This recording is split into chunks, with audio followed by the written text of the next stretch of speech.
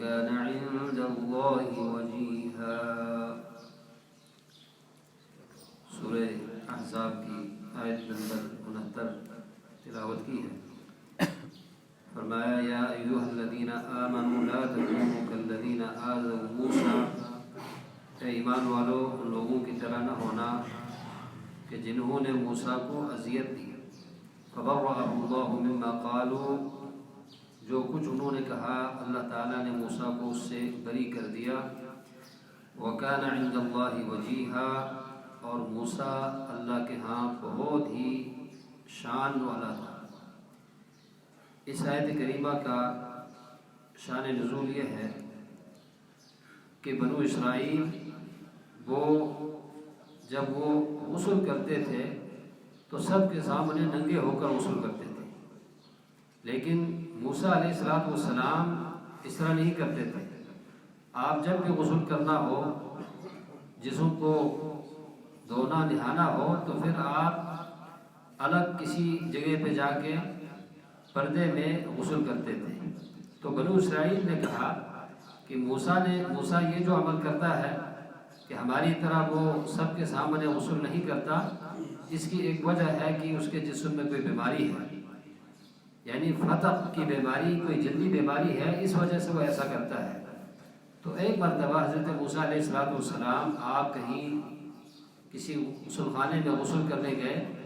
اور باہر کسی پتھر کے اوپر اپنا کپڑا آپ نے اتار کے وہاں پہ رکھا، باہر نکلا تو پتھر وہ کپڑے لے کر بھاگ رہے تھے۔ تو موسیٰ علیہ السلام پیچھے جو ہے بھاگتے گئے، یا حجر ثوبی یا حجر ثوبی، اے پتھر میرا کپڑا دو، میرا کپڑا دو، اس طرح کہتے ہوئے پھر جا کے بنو اسرائیل نے دیکھ لیا کہ موسیٰ علیہ السلام کے جسم کو دیکھا کہ وہ تو اس پر کوئی بیماری نہیں ہے، تو وہاں جا کے پتھر رک گئے اور موسیٰ علیہ السلام نے اس پتھر سے اپنا کپڑا لے کر اس کو پہن لیا۔ تو اللہ رب العزت نے فرمایا کہ ان لوگوں کی طرح نہ ہونا کہ جنہوں نے موسیٰ کو اذیت پہنچائی۔ اور اسی طرح بنو اسرائیل نے ایک دفعہ، جو ان میں سب سے زیادہ مالدار انسان تھا قارون، انہوں نے ایک عورت سے کہا کہ کسی طریقے سے موسیٰ پر تہمت لگائیں اور اس کو بدنام کریں، جو چاہے تجھے میں یعنی مال دے دوں گا۔ چنانچہ وہ عورت اس کے لیے تیار ہو گئی، اور جب موسیٰ علیہ السلام کے سامنے آ گئی تو موسیٰ نے اس سے کہا اللہ کو حاضر و ناظر جان کر بتاؤ کیا اس طرح میں نے کوئی غلط کام کیا ہے؟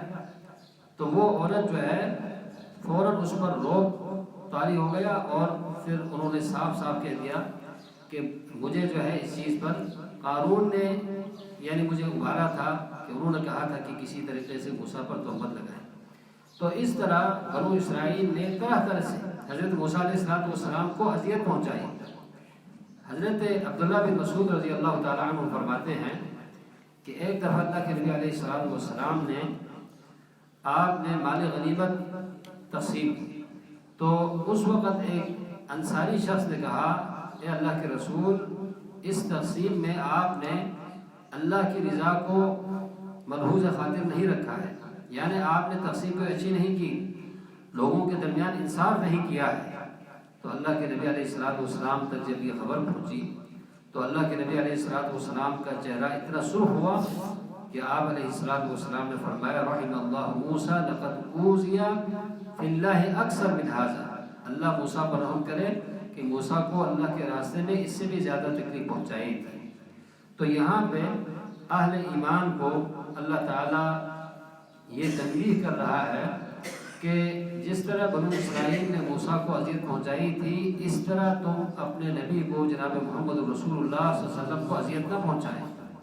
اسی لیے سابقہ جو آیتیں گزر گئی ہیں ان میں اللہ تعالیٰ نے فرمایا کہ جو اللہ اور اللہ کے رسول کو اذیت پہنچاتے ہیں لعنہم اللہ فی الدنیا والآخرہ، ان پر دنیا میں بھی اللہ کی لعنت ہے، پھٹکار ہے، اور قیامت کے دن بھی اللہ کی لعنت ہے۔ لہٰذا اہل ایمان کو بالخصوص مخاطب ہو کر اللہ نے فرمایا کہ ان لوگوں کی طرح نہ ہونا جنہوں نے موسیٰ علیہ السلام کو اذیت دی ہے۔ اللہ رب العزت ہمیں